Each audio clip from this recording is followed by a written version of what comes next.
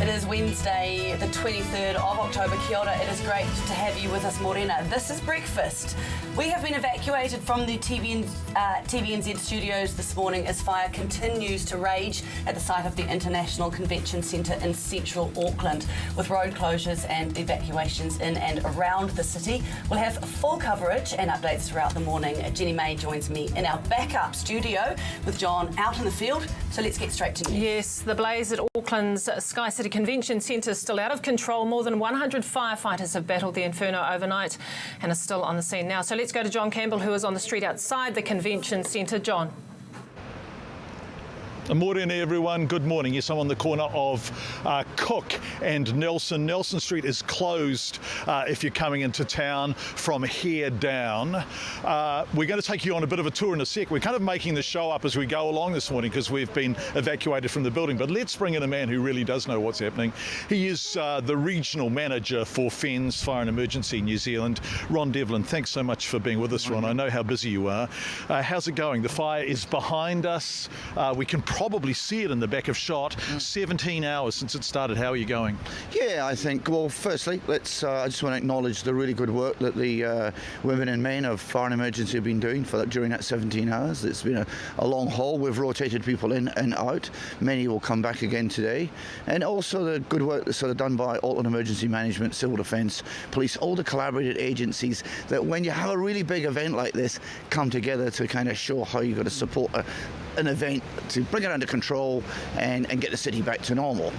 The fire itself is, let's talk a little bit about the building. Very large building. It's much taller building than people think it is, about 30 metres. So it's kind of in the high-rise space. Takes up a very big footprint. And that creates some complexity for us because the building's under construction and therefore doesn't have all of the systems in it that you would expect in a building this size. However, the fire is in the roof.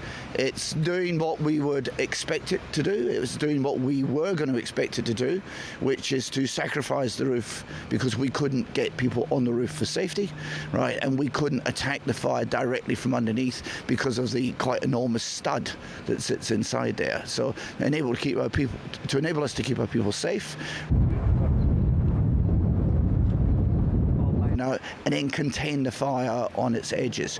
Now that's the plan that we're now looking to bring into place, and this was looked at yesterday, and there's now a point of actually how do we now actually execute this plan. That's what we are. Are you getting on top of it? Is this fire under control? I believe we have controls on the fire on the basis of the fire has done what we wanted it to do. Right. The next stage is being able to actually get to complete containment. Right. Now that's going to take a lot of hard work on behalf of the women and men of FENZ, and probably a few extra resources from where we are at the moment, and some additional equipment. I think we'll get there. What do you need? What are the extra resources you need? Oh, just some more people, right. That's all. And obviously we're going to use a significant more amount of water. We want to be a little bit careful about that as well, because how much water you put into a building and the impact that has on the city. Absolutely, too much water and you get floor collapsing and all that kind of stuff. That's right. This is a modern building. It's a brand new modern building, so we shouldn't have that particular issue. We'll be meeting with the engineers again probably within the next hour and just get their assessment of what the fire has done overnight, right, and what it is we would like to do, and marry the two plans up. It's really important to do this hand in hand with the people that are constructing it and designing the building, and it's great to have them on board. It sounds like you're doing fantastic work. You must be so proud of your team. Oh, I am very, very proud of them indeed. They've worked really, really hard and very well together. How many people are we talking about all up? How many people have been fighting this fire? So I think at the peak we had over 100 firefighters here. There's about 26 appliances here. At the moment, there was 30 plus appliances here at the peak of the fire. I could see us perhaps getting up to about 30 appliances again today. It's very early days. We can see flames coming up through the roof. Do you think, can the building be saved? Will there be anything to work with? Is it too early to say that? Are the bones going to be able to be retained? I believe so. We're talking at the moment about a roof fire, right? And the the portion that holds the roof up. It's a very big building. So I believe that absolutely the building can be saved, and that's absolutely what we're working towards. Well, if it can be saved, it's remarkable work by you and your team. Congratulations, Ron, and thank you so much for joining us this morning. I really wish you well. Thank you for your time, and thank you for the expertise of all your men and women involved. Thank you, John. Thanks very much. Thanks for your support. Ron Devlin, I'll let you go, Ron, because I know you've got lots to do. So Ron is going to wander off as one of his colleagues drives in. Thanks, Ron. I'm very grateful indeed. J-May, I'm going to throw back to you in the studio. Unless you want me to take you on a tour, we need to tell everyone that we've been evacuated from the TVNZ building. So all our guests, well, I'm going to take, Annie has said in my ear, I'm going to take you for a tour. So Hayley, our cameraman, is going to unbuckle. This will be slightly not, oh, there we are. Well done, Hayley. So I'm going to take you down Nelson Street. Ron Devlin, whose men and women are doing such a great job, was just telling us about all the fire engines. If you can see them over my shoulder, so they are lined up all the way down Nelson Street. Now, Nelson Street is one way down the hill. It's where the motorways come into town, the northwestern and the southern. We'll turn around and you can see, so this is the motorway off-ramps are about 400 metres behind me. Traffic is coming in and hitting this cordon on the corner of Cook and Nelson, and everyone is being turned away. If you can avoid Nelson Street today, I really would recommend it. On the other side of me, there is Hobson Street. That is one way up the hill. Once again, similar scenes, fire engines everywhere, and the road closed around these blocks. Now, can you see, Hayley, can you see the hose and the building? I don't know what you can see. There were firefighters up there yesterday. Quite remarkable, the risks they were taking. Obviously, they were educated risks by highly professional people who know what they're doing. They're not up there today, so they're fighting the fire from below, constantly hosing up onto the roof, so you can see it. You can also see the rather beautiful stained glass windows, which are a real feature of the convention centre. It's hard to say because the light is still very murky, but it looks like, quite remarkably, they have survived. Given the heat and the water and the kind of work that was taking place, the ladders going up and the men and women who were working on the rooftop, that does seem a remarkable achievement. You will have heard Ron Devlin saying he believes the building can be saved. Remember, this is the convention centre. Remember APEC here in November 2021. That is very much part of the planning for APEC, a very, very, very big event in the life of New Zealand and of the city. The convention centre was already delayed. It's been a project that has been somewhat cursed. We will know over the next 24 hours how much damage has been done and how long the recovery operation will take. I'm going to throw back to you in the studio. We will go and reposition, and we'll next time you return to us, we'll be closer to the fire. Yes, as you may have guessed, we have been evacuated from the TVNZ building, which is straight across the road from the convention centre, where smoke is blowing into the CBD, where thousands of people will be heading this morning. And Matty McLean, well, he's with us now. Matty, what have you got for us? Yeah, well, what a crazy morning it's been. As we've already heard from John, we've had to decamp to various spots around the Auckland CBD. I'm with Wilson Longhurst, and we've come a short way away from the convention centre and from our own building at TVNZ. But this kind of just gives you a full-scale picture of what the building is like at the moment. Obviously, you can still see firefighters working with the hoses on the building. You can still see flames, quite high flames as well, and plenty of smoke billowing from the top of that building. It's been a pretty intense night overnight for firefighters, not helped by the winds actually. I came into work this morning obviously to tell you what the weather was doing and noticed the winds. We've got a wind watch in place for Auckland at the moment this morning, and I spoke to one of the firefighters just as I was heading into the TVNZ building, and I said, how's it going? And he said, the winds are killing us. They just keep pushing the flames and keep keep lifting those flames up higher and higher. So it's a tough job that they've got to do do over the next wee while to try and battle this intense blaze. Wilson, what's the latest from your situation? Well, many Aucklanders would have gone to sleep last night thinking maybe when they woke up this would all be over, but it's anything but that. When we drove into work this morning, we had to get taxis into work. We obviously couldn't park in our car park at TVNZ, and we got an emergency alert on our phone saying the advice since this fire has broken out is remaining the same for people. If you're in the area, stay out of the smoke, close windows and doors, and turn off your air conditioning. If you're feeling unwell, you should contact Healthline on 0800 611 116. For anyone planning on heading into the city, it's anything but business as usual. A number of roads are closed around the CBD. I think Wellesley Street, Victoria Street, Nelson Street, Hobson Street, all parts of those roads are shut. Stay out if you can. Inner city buses have all had to be diverted. Auckland Transport warning of significant delays, and there will be cancellations this morning as well. So certainly a lot of patience required. If you're planning on heading into the city, the advice really is just to stay away. Plenty of advice. I think if we just step to the side, Wilson, we might get Charlie, our camera operator, to zoom in a little bit just so we can actually get a better picture of what's going on here at the moment. You can still, as I said, see those flames. You can see hoses at work there. Plenty of smoke still billowing from the building. There's a big job ahead for the fire crews this morning, and I'm sure that will continue for a wee while yet as they try and contain and manage this blaze, which is still going.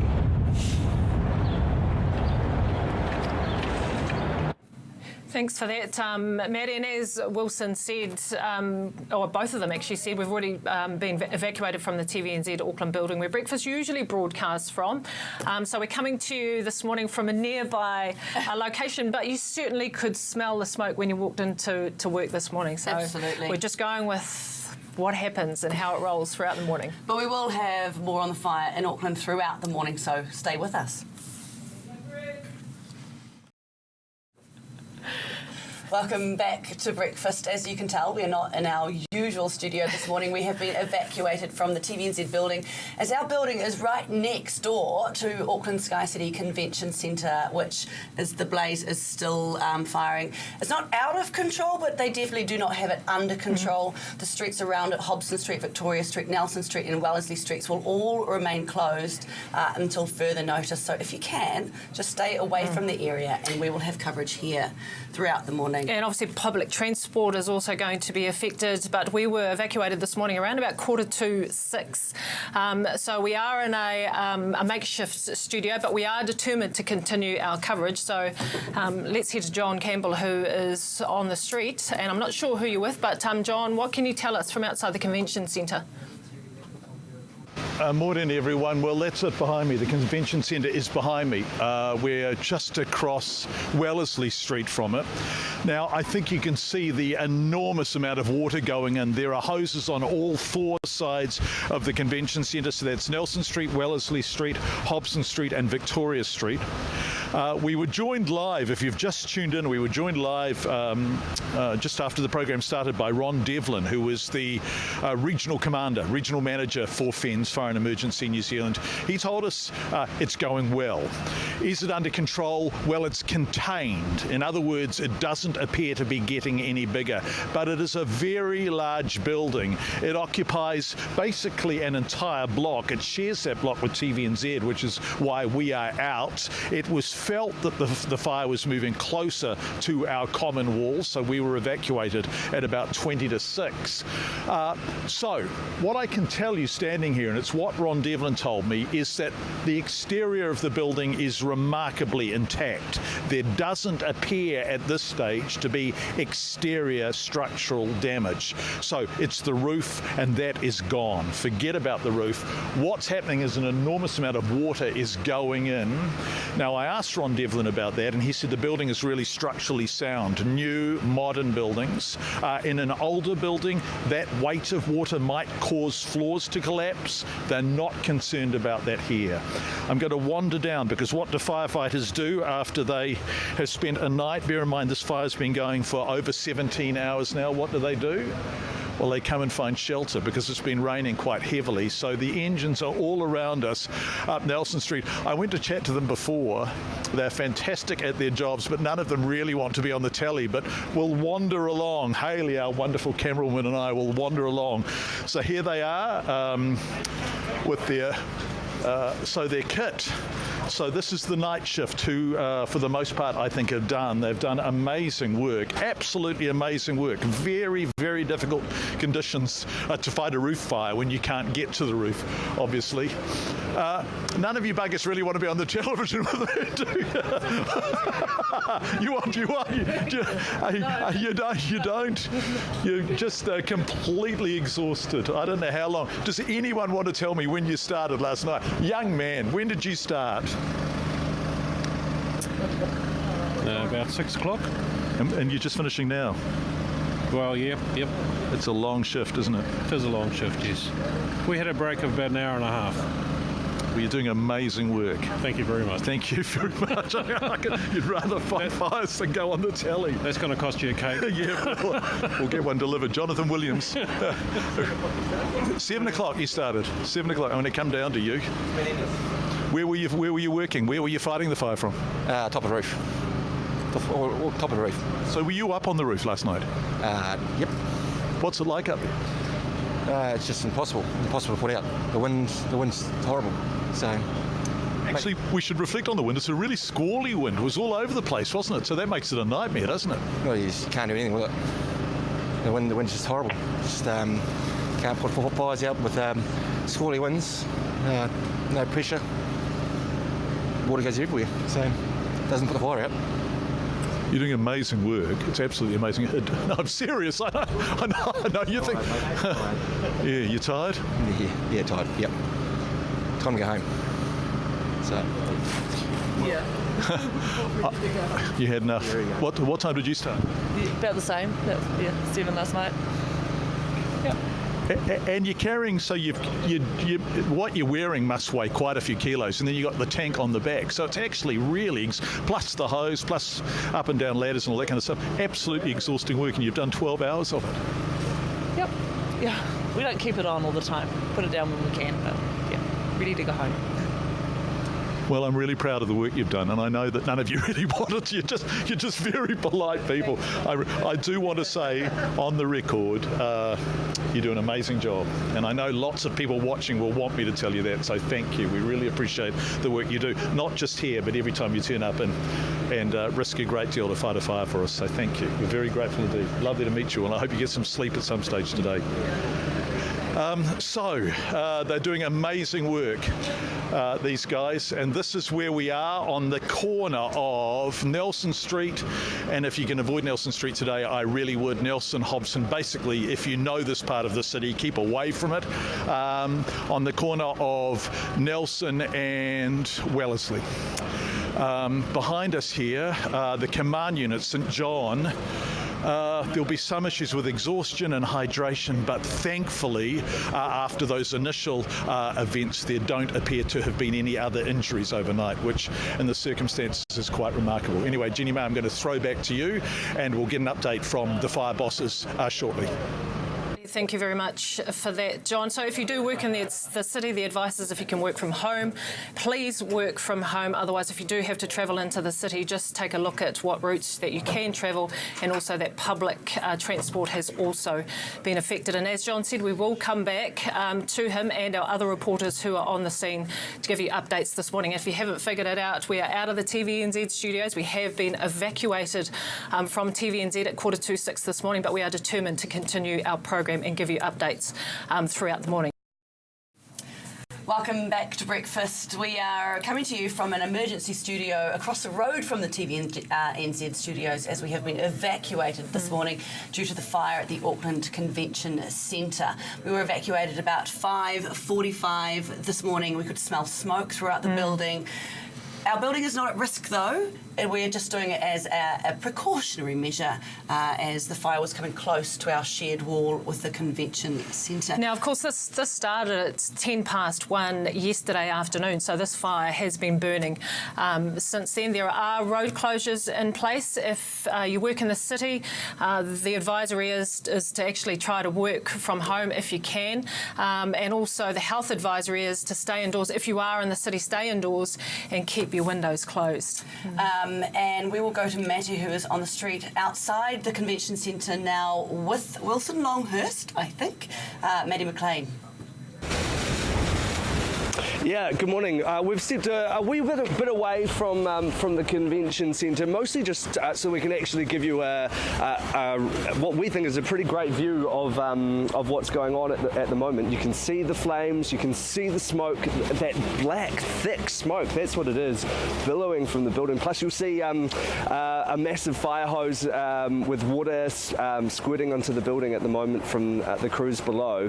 There are a number of fire appliances lined up outside the building, a number of firefighters working very, very hard, very tirelessly overnight to try and contain this building, this fire. When I came into work this morning, I walked into the building and I passed a couple of firefighters on my way in, and I said, "How's it going?" And they just said, "It's the winds. The winds are killing us." We've actually got a wind watch in place, actually across much of the North Island and into Marlborough today as well, for these strong gale force southwesterly winds, but it's here in Auckland that you'll obviously be feeling that the most, especially with these fire crews just trying to battle these blazes, and the winds just keep picking them up and inflaming them even more, which is obviously a major concern and makes what is already a pretty tough job just that little bit harder. I'm going to bring in now Wilson Longhurst, our breakfast reporter, with a bit of an update. Wilson, we got into work, when I was driving into work this morning, I got alert on my phone telling me to be careful, basically. What's the latest health warning? So those alerts seem to be coming in for people who are in the vicinity of the city. Anyone with a smartphone or any sort of phone should be able to get those, but the advice essentially remains the same. If you're in the area, stay out of the smoke, close your windows and doors, and turn off your air conditioning. If you're feeling unwell, you should contact Healthline. That number is 0800 611 116. And the travel also is going to be an issue for anyone heading into the city. It is far from business as usual, as I'm sure you could tell. That fire that sort of started on the other side of the roof has now fully come all the way across, and we can see the flames on this side. For anyone who's not familiar with Auckland City, that's kind of the ocean side, I guess, is where it started, and now it's coming over towards this side where we are here. But for anyone heading into the CBD, there are a number of road closures. Wellesley, parts of Victoria, Nelson and Hobson Streets are closed. The advice is to stay out if you can. For those catching buses as well, a lot of those are going to be diverted. Some cancellations are expected according to Auckland Transport, so certainly a lot of patience is going to be needed, Maddie. And we've had a bit of an update from the fire chief on the building itself as well, haven't we? Yeah, we spoke to Ron Devlin, the regional manager for Auckland for Fire and Emergency New Zealand. He said it's a very large building, obviously, which creates a lot of complexities, but he said the fire in the roof is sort of doing what they'd expect, and that they've sacrificed the roof almost to that 7th floor. He said he believes they have controls on the fire in terms of it's done what they want it to do, but obviously they're still trying to keep it at bay here, as we can see throughout the morning. He said there are 26 appliances, 30 plus at the peak of the fire, so that's fire engines and aerial appliances too, and he says that he sees that getting up to 30 again. So certainly pretty worrying scenes behind us, Maddie. Concerning, but as he said, they do feel like they have control of the situation, and the fire is doing what they want it to do, which is saying a lot, because from where we're standing we still see a lot of smoke, some pretty high flames as well, and as I said, especially not helped by these really strong winds that we're feeling in Auckland this morning, and those winds will continue throughout the day as well. So certainly a long job yet for crews, and as Wilson mentioned, plenty of crews and appliances working on this scene this morning. Back to you, Jenny May. Thank you so much, Maddie. Coming up, we'll have more on the fire next. Yeah, no, I can't hear a thing. Welcome back to Breakfast. We are coming to you from our emergency studio across the road from TVNZ building. We have been evacuated due to the Auckland Convention Centre fire, which we will continue coverage with after this interview. But we do want to talk about the controversial end of life choice bill. It will go before Parliament today. MPs will decide on a number of proposed changes to the proposed legislation, including putting it to a referendum, which is a condition of New Zealand First's support. If a referendum does get the go-ahead, where to from here? Joining me now from Wellington is constitutional law expert Graham Edgeler. Good morning, Graham. Graham, so is a referendum a good way to deal with a contentious issue like this end-of-life choice bill?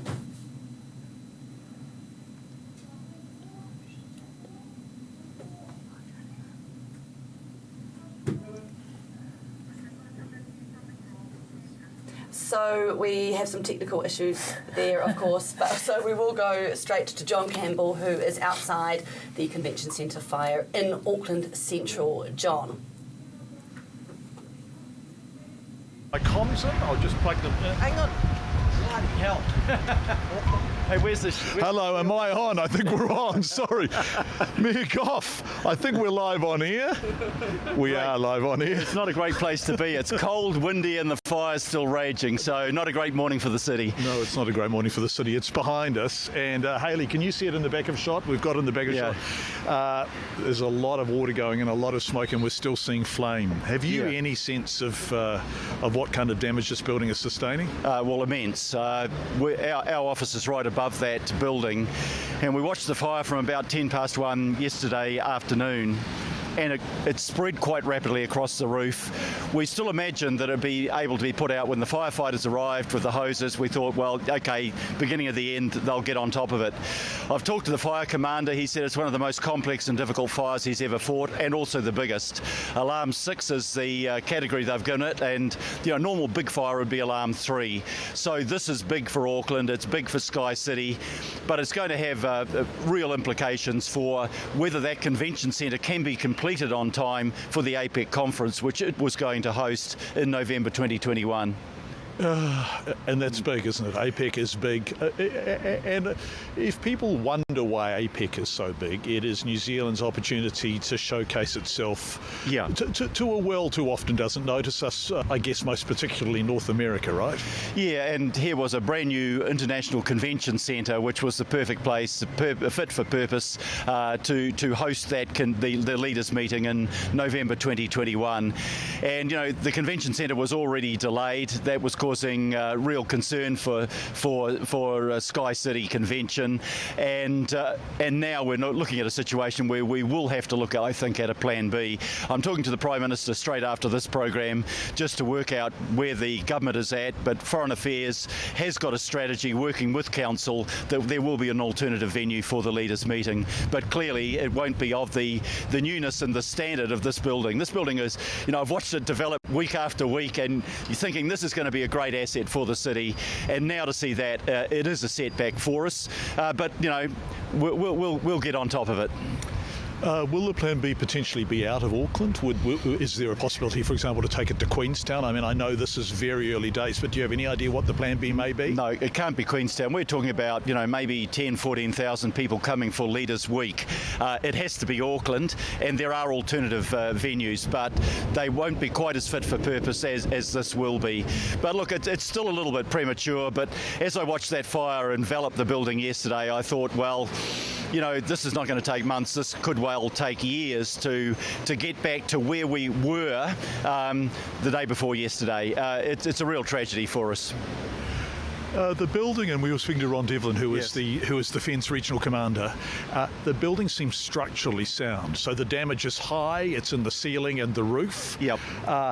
Remarkably, none of the glass looks from here to have been broken, which is quite an extraordinary. I was looking up at the glass there, thinking. we just hope that the fire doesn't reach down. The strategy last night was to abandon the roof. The roof is gone, but to stop the fire spreading below level 5. That is still the strategy. I haven't talked to Ron this morning. I talked to him late last night, but I'll get an update on that. Let's just hope, they're doing their best there. We've had fire crews up from as far away as Hamilton. All credit to the firefighters. They've been there all night. They're doing the job for us, and we owe them a huge debt. But let's hope, it is complex. Let's hope they can get on top of that, and that we can save what we can and then start the rebuilding process. That's what we've got to look forward to. We so appreciate you joining us, Mayor Goff. Thank you. A final question, and that is in terms of traffic. Obviously, we're on Nelson Street. There is 2 motorway on-ramps directly above us, one from the northwest and one from the southern. It's just best people avoid this area today, isn't it? Yeah, I think the advice is if you can keep away from the city centre area, do so. Look, in our building last night, the suit that I was wearing yesterday is going to the dry cleaner today. Even inside the building, you've got that acrid smoke, bad for your eyes, your throat, your mouth, your clothing. I suspect strongly that we won't be, and you won't be, occupying your building today. We're out. Yeah. We're out. So, the advice to people is if you can avoid the city centre area, please do so. The traffic's starting to bank up. It's 7 o'clock or somewhere around there, and it will get worse through the morning. So if you can keep away from the city, if you can work at home, please do so today. Mayor Phil Goff, the Prime Minister's waiting to talk to you. I appreciate your time. Thank you very much. Thank you so much. We really appreciate you pleasure. coming to join us here. Yeah. Thank you so much. Okay, can only get better. Yeah, thank you. Mayor Phil Goff, I'm going to throw back to Hayley. I just want to turn around, go past our colleagues here. Good morning, young man. This is what, just before we throw back to Hayley, and I've unplugged my comms, so I can't hear you, studio, but I will throw back to Hayley in about 30 seconds. This is why really don't use the Nelson Street off-ramp today if you are commuting. I'm sorry, this is particular Auckland information, but it's reduced to 1 lane.